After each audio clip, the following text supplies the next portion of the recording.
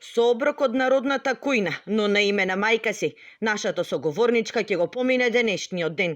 Девојката која брутално беше претепана од двајцата штипјани, оваа храна ќе ја јаде се додека не се вработи. Но без искуство и завршено средно образование тешко бил одговорот што го добила таму каде што прашала за работа. Моментално тоа што дадеват донациите што ги, а се понатака ми треба работа. Оти не можам да живеам од пакети од Црвен крст и пак 20 година сум. Потребна ми е работа. Месецот го поминува од милостина, а од јунина сметка ќе легнуваат 4000 денари социјална помош.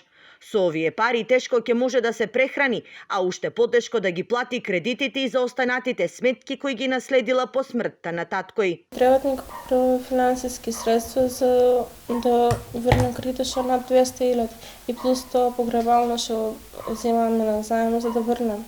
Колку се сметките кон погребалното предпријатие? Над 20.000. Со се. И плюс и струјата треба да се одделе се.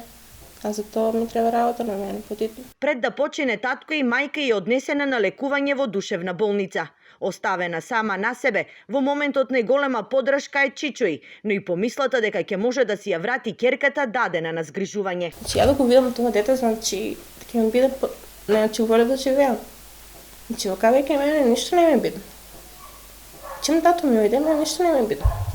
Живее во мизерни услови. Во собата каде што спие нема пот, а лиштата ги чува во стар и дотраен шкаф, а фрижидерот наполнет со намирници од хуманитарниот пакет на Црвениот крст одвај се затвора.